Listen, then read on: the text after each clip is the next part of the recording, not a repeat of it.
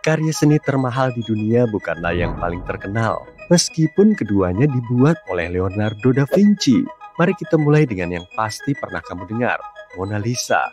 Sekitar 10 juta orang berkumpul untuk melihatnya setiap tahun. Penasaran dengan senyumnya yang menarik. Tapi salah satu lukisan yang lain, Salvator Mundi, yang memegang rekor sebagai karya seni termahal yang pernah dijual, $450 juta dalam lelang Christie. Pembelinya adalah seorang pangeran dari Timur Tengah yang memutuskan untuk diam-diam membeli lukisan ini pada tahun 2017. Mungkin karena lukisan ini kontroversial. Sebagai permulaan, beberapa ahli meragukan apakah Da Vinci benar-benar melukisnya. Mereka mengatakan bahwa lukisan ini tidak sesuai dengan gaya pelukis terkenal tersebut. Namun, ini bukan berarti lukisan Mona Lisa lebih murah. Bahkan itu dianggap tak ternilai harganya. Beberapa orang mengatakan nilainya mungkin lebih dari $1 miliar, tetapi sulit untuk memperkirakannya.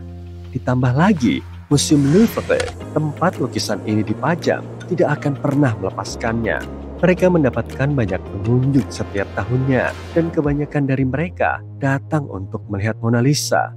Jadi, pada akhirnya, mereka menghasilkan lebih banyak uang dari semua pengunjung tersebut daripada yang bisa mereka hasilkan dari satu kali pembayaran.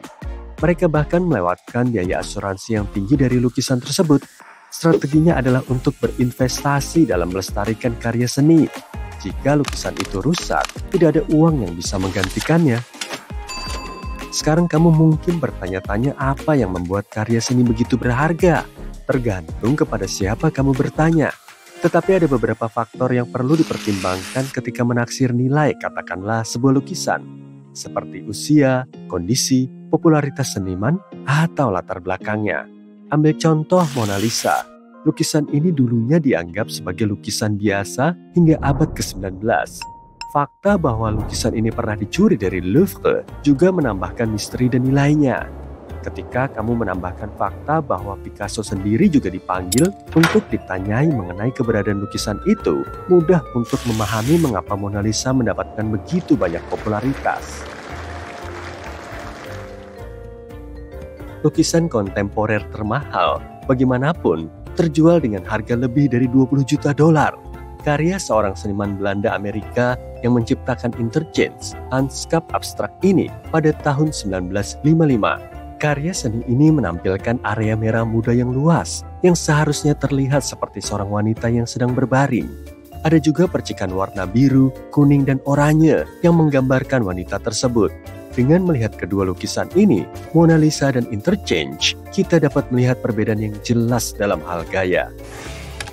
Lukisan yang lebih tua, lebih banyak tentang tampilan yang realistis, membuatmu merasa seperti memiliki alam yang terperangkap di atas kanvas.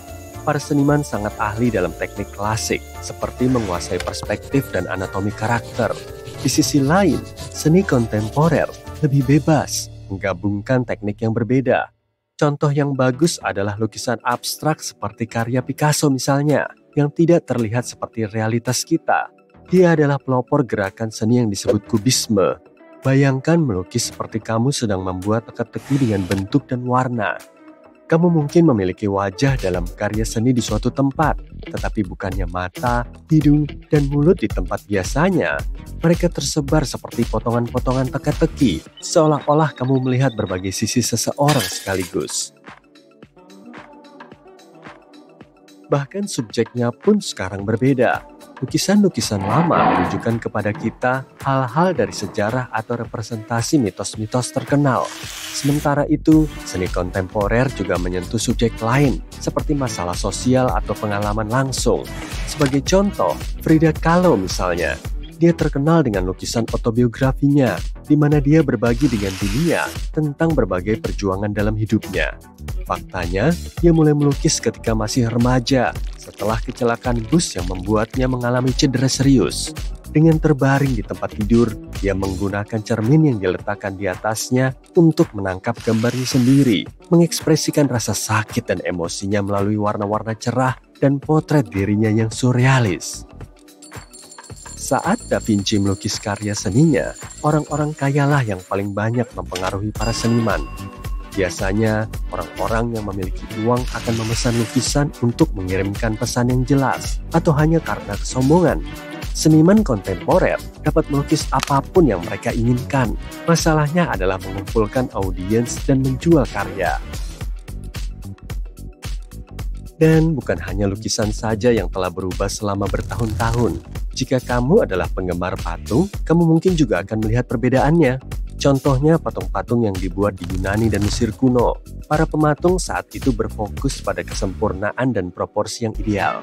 Mereka juga menggunakan bahan-bahan seperti marmer dan perunggu dan membuat karya mereka dengan cara mengukir dan mengecor. Pematung masa kini memiliki lebih banyak variasi bahan, plastik, fiberglass, resin, apa saja. Jika kamu merasa kreatif, kamu juga dapat mencoba berbagai macam tantangan seni di rumah. Telusuri beberapa video YouTube yang menampilkan tantangan seni untuk menemukan ide. Dan selagi kamu melakukannya, pastikan untuk menyukai video ini dan berlangganan channel ini. Setelah itu, kamu bisa mencoba membuat patung dari kardus, membuat istana hanya dengan menggunakan pasir yang kamu temukan di pantai, dan bahkan miniatur patung menggunakan magnet. Selain itu, mengapa tidak menggunakan Lego? Meskipun untuk memecahkan rekor patung Lego terbesar saat ini, kamu akan membutuhkan lebih dari 5 juta keping kecil tersebut.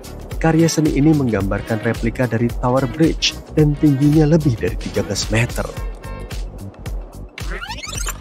Bagaimana dengan musik?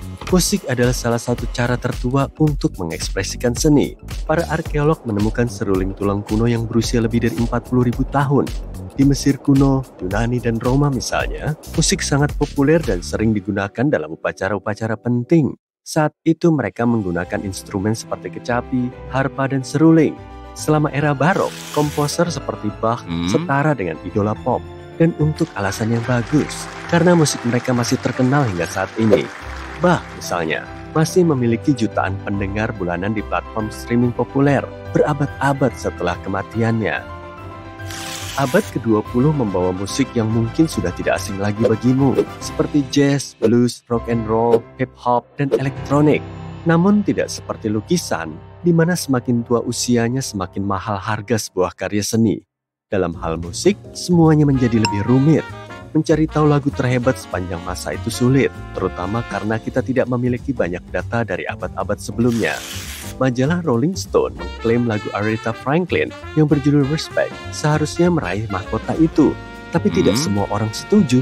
Lagu yang paling banyak direkam dalam sejarah, beberapa orang mungkin akan mengatakan lagu Yesterday milik The Beatles dengan 4.000 versi, atau 6.600 rekaman Amazing Grace. Namun keduanya tidak seberapa jika dibandingkan dengan lagu dari George Gershwin yang berjudul Summertime yang telah direkam lebih dari 67.000 kali. Saat ini, kamu dapat menggunakan kecerdasan buatan untuk membuat musik sendiri. Dan inilah cara kerja perangkat lunak ini. Sebagian besar mengandalkan pembelajaran mendalam. Hal ini mengajarkan komputer untuk membuat musik dengan menunjukkan banyak lagu yang sudah ada. Komputer kemudian mencari tahu pola dan struktur dalam informasi yang diberikan. Setelah itu, komputer mulai membuat komposisi baru. Setelah pembuat musik AI ini mendapat pelatihan yang cukup, kamu dapat memberi mereka semua jenis info untuk membuat musik, seperti tempo, kunci, dan genre.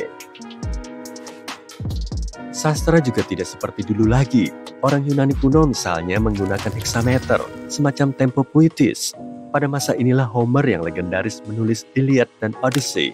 Bangsa Yunani juga menciptakan drama, seperti dalam genre teater. Mereka memulai tradisi ini di Athena sekitar abad ke-6 sebelum Masehi. Bahkan pada masa itu, pertunjukan semacam itu memiliki kostum yang indah, tarian, dan pengaturan panggung yang menakjubkan. Sastra kontemporer mencakup hal-hal yang ditulis setelah tahun 1950-an. Banyak teknik menarik yang telah digunakan dalam novel sejak saat itu, seperti cerita yang melompat-lompat dalam waktu dan karakter yang tidak dapat kamu percayai. Para penulis saat ini juga tidak takut untuk menciptakan kedekatan dengan menyapa pembaca secara langsung. Ketika berbicara tentang buku terlaris sepanjang masa, hal-hal menjadi sedikit rumit untuk diperkirakan. Namun bagi kebanyakan orang, tebakan terbaik mereka adalah A Tale of Two Cities oleh Charles Dickens. Beberapa laporan mengklaim bahwa buku ini telah terjual lebih dari 200 juta kali di seluruh dunia. Belum lagi buku ini telah diterjemahkan ke dalam lebih dari 100 bahasa. Hei, pecahlah semuanya!